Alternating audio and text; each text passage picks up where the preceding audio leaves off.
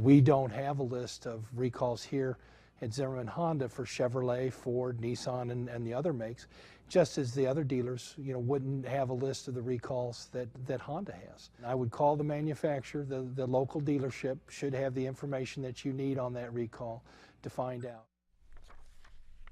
So if you're in that market for a used car, you might want to see if it's on what is already a massive recall list and simply growing every single day. But you have not been able to easily tell if the recall has been approved, fixed, if it's there, if it's not. Until now, of course. Time to put the pedal to the metal, bring in the nationally syndicated car coach, knows all, sees all, tells all. That's right. Lauren Fix is here. Lauren, we haven't had anything recalled in the last 15 minutes, have we? I'm just checking. Wait, nope, I guess not. But don't be surprised, because you know how this goes. Lately, we've had a couple other recalls that have come up from, different manufacturers. This is part of, everyone's running scared, like I've said in the past, but I always worry. I've been to a lot of auctions, used car auctions, and what I find interesting is people buy these cars and they have no way of checking if the car has been repaired. What if I buy a used car, a new car? No one knows. But now we have an answer to the problem. Now we have an answer to the problem. It is safercar.gov/VIN lookup, where consumers can now find out exactly. They can put in the vehicle identification number and find out if indeed it's been recalled. This sounds like such a simple way to take care of things. You wonder why in the techno age that we've waited until 2014 to have it. Well, here's the problem. Manufacturers do not want to give a list of their vehicle identification numbers and their total information to the government, because the more government intervention, they want their fingers into their business. And that's exactly what's been going on, which is part of the reason we're having some of the problems that we have is that, I don't want to tell you, you don't want to tell me. And so this database is great for people and consumers that want to find out if their cars have been repaired. Here's the problem. I talked to someone just yesterday who had a Cobalt, and I said, oh, did you get the car repaired? And he said, yeah. 6 months later, he's been on the list. He says, I don't even know if I'll get it done if I even have the car by then.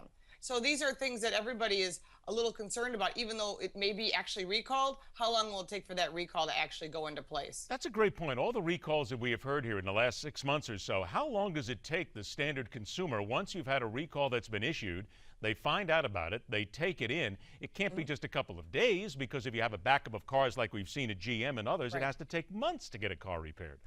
Absolutely. And the problem is parts in this particular case, because we have literally millions of cars.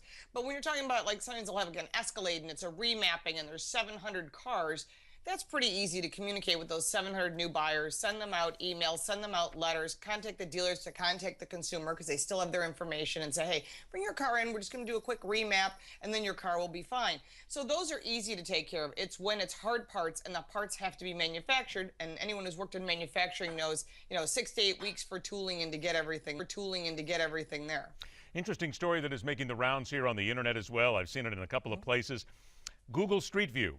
Now, they have the mapping cars. I don't think people realize it sometimes. When it comes down to the mapping that you see on Google, they actually have cars that drive these roads and actually map them out. This doesn't actually happen by magic.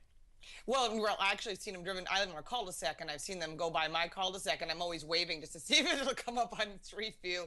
But it's kind of neat, because the Street View is actually driven by a person, and I actually know somebody who actually drives one of those Google cars. It's a terribly boring job in my book, but you drive down every single street and go around the circle each way so that they can get all the information.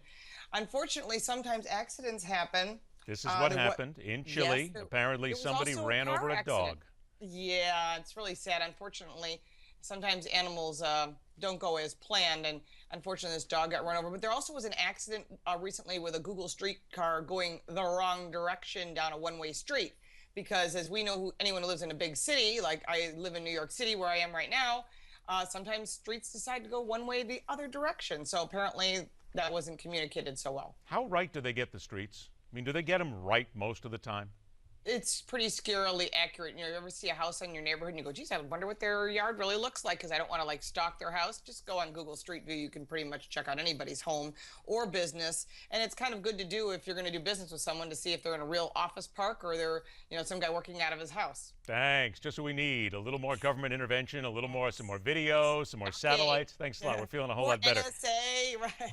Finally, we should point out that Lauren Fix is working hard every single day. She is out there. She's climbing under cars. She's getting greasy. She's doing everything about every car in the world, which means she gets to go to Pebble Beach and spend a couple of days. All right. Tell people here a couple of minutes what goes on at Pebble Beach. Well, Pebble Beach is a huge concours d'elegance. And I mean, you think of what concours means, it really just means a car show that's judged. And this is the best of the cars in the world. Cars came over on ships, in, cargo planes. We're talking about cars that are owned by princes and people of executives from all over the world. So we're seeing the best of the best. There were more Ferrari Testarossas in one location this past Sunday than anywhere else in the entire world ever. So there were 27 of them. Now we're talking about millions of dollars each.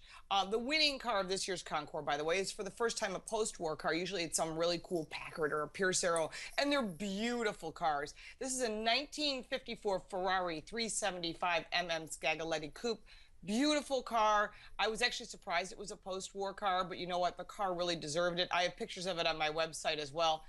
And then we went from there. We had to look at all the cars that were there, and we ended up at the auctions, which have suddenly found their way into Pebble Beach. And Ed, the auctions were so much fun because I got to watch other people spend big money and to sit there with my mouth hanging open at the prices.